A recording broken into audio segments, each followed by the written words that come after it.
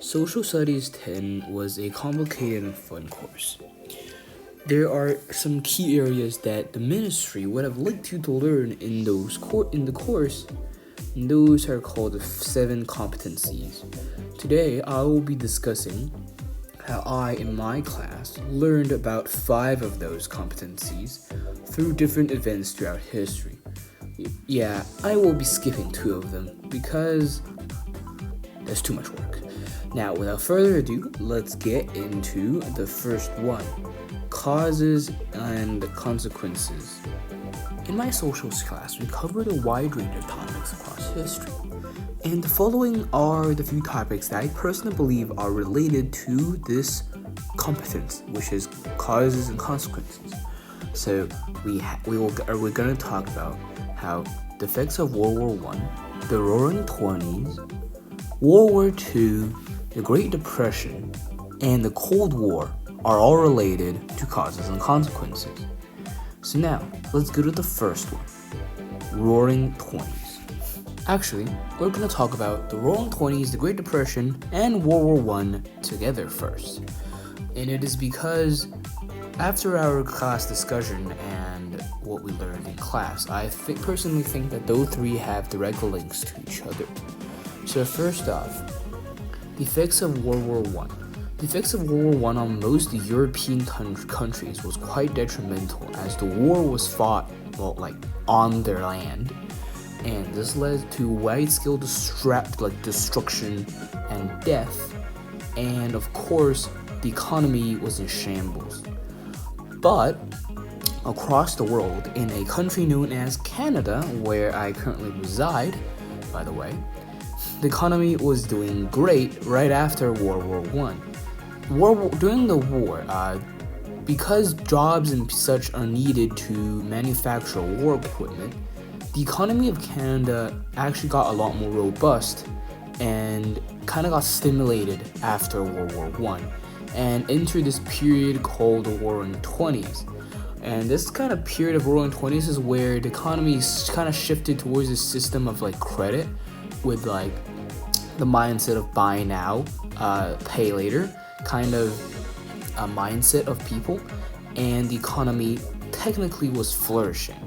But there was actually several underlying issues. For example, the gold standard, which is all currency is transcribable to gold. That is problematic because there's not enough gold in the world, and if too much people start trying to transfer their currency into gold, the banks might not stop being able to supply them with gold, and then that will cause wide fear and panic.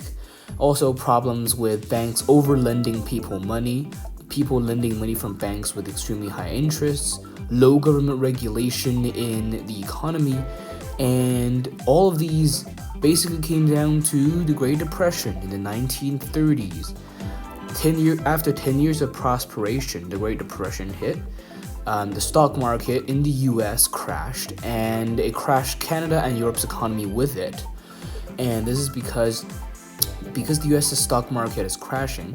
Since the stock market was such an important part of the economy in the Roaring Twenties, with people borrowing money from banks to buy stocks. This means that now, since the stock market is crashing, people are losing the money that they actually originally was borrowing from banks and such. And this meant that they couldn't pay the banks back.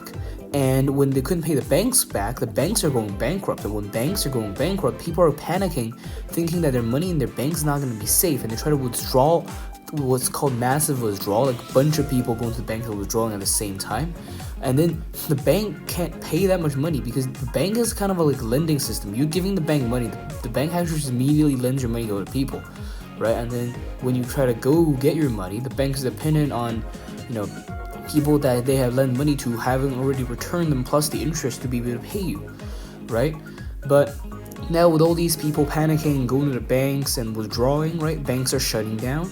The stock market shutting down because the prices are plummeting because everyone's trying to sell their stocks, right? Everything was a mess, and it was just basically because of the failed economic structure and different flaws in the economic structure during the Roaring Twenties that were not recognized and that were not dealt with properly, that led to the consequence, which is the Great Depression. Right now, though, we know the Great Depression also caused something else, and that something else is what we're talking about right now. Remember how I said the Great Depression completely messed up Europe's economy as well? Well, there's this one country called Germany that was still trying to recover from World War I and a bunch of treaties such as the Treaty of Versailles that were placed on it during World War I, and its economy was still in shambles. And on the road to a democratic rebuild, the Great Depression hit. And since America was one of the main countries that was helping Germany recover, Germany was one of the countries that was hit the hardest. And as we all know, when hard times falls, people are more likely to turn to radical thoughts and ideas. People are afraid. People want better times. People want to know someone. People want certainty. People want someone who can fix this, right? So when this weird-looking man with a funny-looking mustache and a very, very big mouth and a very big good ability to talk comes into power, people trust him. People liked him, right? Adolf Hitler came to power in Germany. Adolf Hitler was democratically elected into Germany, meaning that the Great Depression had a direct impact on his success.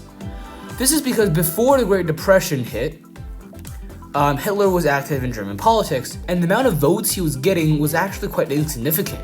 But actually, the Great Depression hit, he started getting majority votes, and he soon got into power and became the Führer, or dictator, of Germany. And because he was the dictator of Germany, and because he was a person that's not very mentally stable, he started World War II and the Holocaust. Soon after the World War II, well, technically because of World War II, the Cold War started.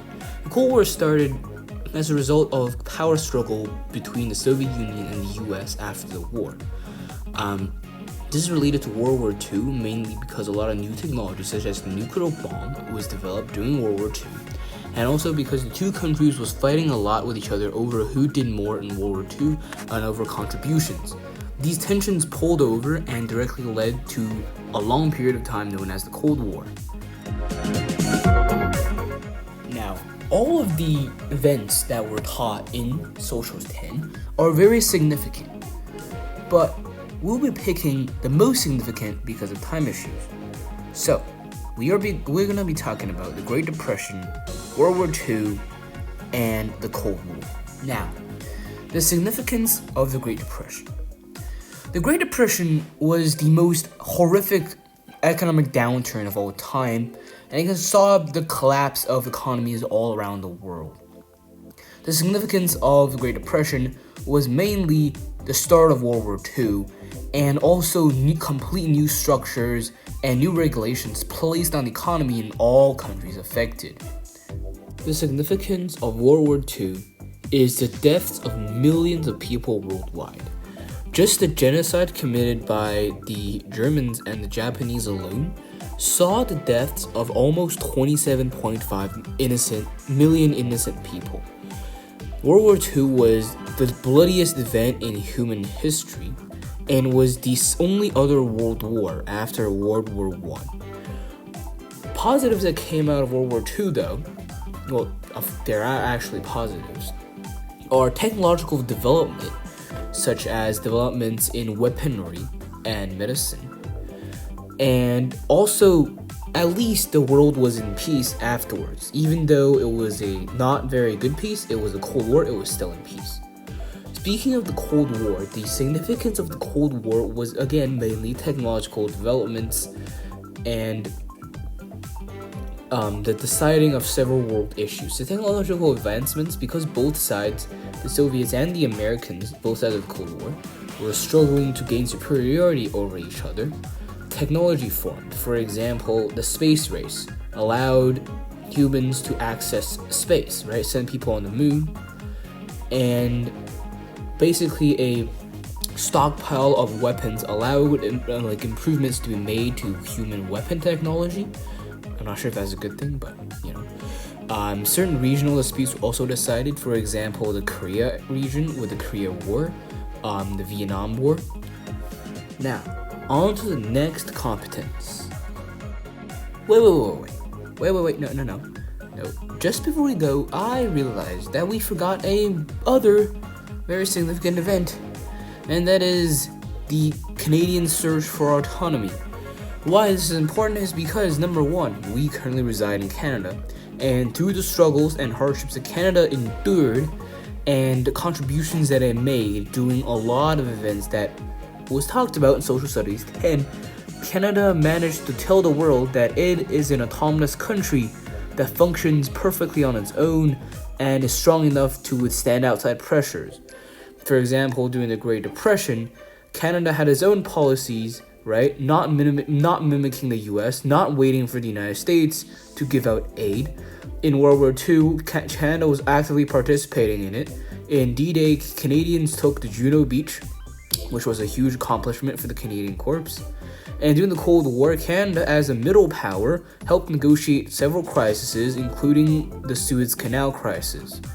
So, in all, Canada's participation in the previous significant events allowed it to gain autonomy and recognition across the globe. And now we move on to the next competence, which would be perspectives. So, perspectives would mean the different opinions and viewpoints people have on certain issues. And there are several events in Social Studies 10 that depicts and teaches you about perspectives the best. The most famous one of those is the Cold War. And another one would be current events. So, starting off with the Cold War. The Cold War is basically a war between perspectives. Russia or the Soviet Union and China support the viewpoint of communism. And by the way, communism is an ideological situation where everyone in the country is getting the exact same thing. And the Western viewpoint of democracy.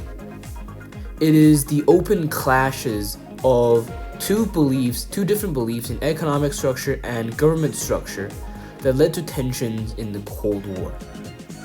If people understood each other's perspectives and realized that whichever one works for them the best is actually the one that is the best for them, we would have a lot less conflicts and issues. And maybe the Cold War would have been resolved, and modern day we wouldn't have as much issues as we do now.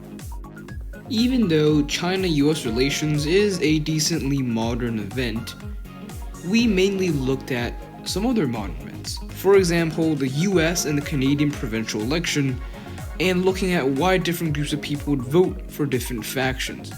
For example, why, though, are people still supporting Donald Trump even though he seems like a child, right? Understanding those that are supporting Trump and what they think is one of the key steps that we can probably take to avoid America going into absolute mayhem. But however, whether Trump somehow miraculously wins the election again, or whatever else happens, or if America goes into mayhem or not, we are continuing on with the video. So, on to the next competence. Change and continuity. There are many different topics in Social Studies 10 that relate to change and continuity. But we can't go through all of them because this video cannot go to like 40 minutes. So, we have picked out the most important and the most change-related few. We have current events, Canadian governance, and Roaring 20s going into Great Depression. So now, on to Canadian governance. The reason I choose Canadian governance and the reason why Canadian governance represents change and continuity is because all governments represent some type of change.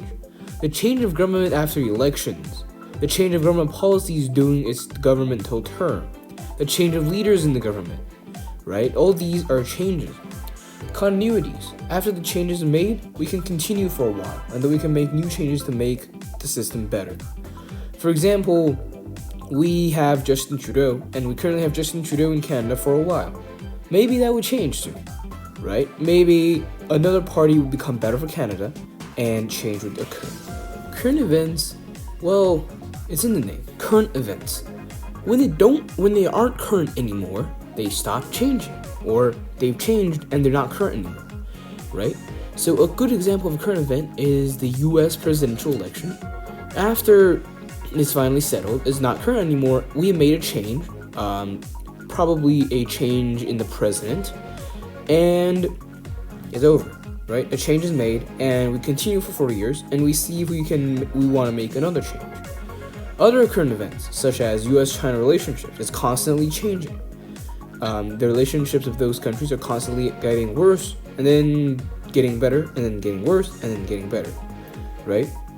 Now, with the Roaring '20s, the Great Depression, well, basically we have one of the most prosperous periods for a lot of countries around the world to basically the saddest, the most depressing period for everyone in the world, right? We went from great economic upturn, great prosperous, like everyone has so much money, to everyone going bankrupt, the world is poor, the economy is down, the biggest economic downturn ever, right?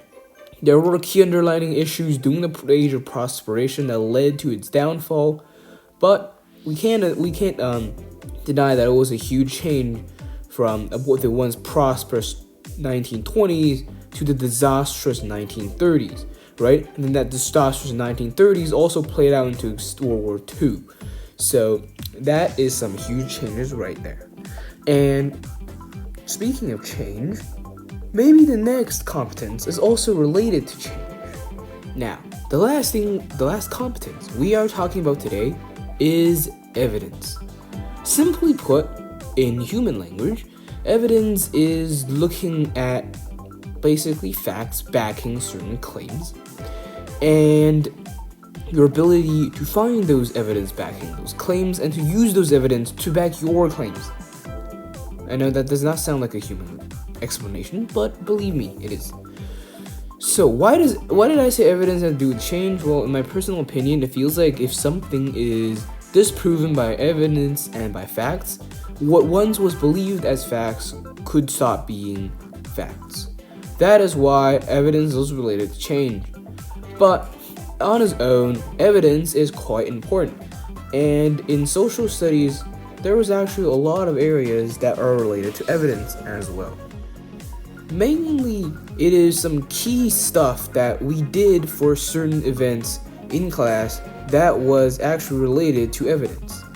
And the most significant one is during the World War II unit, where we were writing an essay on World War II, and it was an inquiring essay, where you were making a claim of a certain thing in the war, whether it be did China do a lot on the war, or did Japan commit more war crimes than Germany, or did the Holocaust have a reason? Hopefully nobody did that, or something like that. And evidence would have been needed to back your claims. If you didn't have evidence to back your claims, well, nobody would believe your claims, and for one, your essay will get a bad mark, and for two, when you grow up, people are going to start calling you a Donald Trump, because you're not backing up your claims with evidence. And Donald Trump brings up current events as well, because current events is still also related to evidence, as evidence drives a lot of what happens in current events. For example, if there was evidence that Joe Biden was frauding the election, then Donald Trump could be the next president of the United States. And that impact would have been catastrophic because we found some simple evidence. Our economy is the best it has ever been. Our families are flourishing. Our values are renewed. Our pride is restored. The state of our union is stronger than ever before.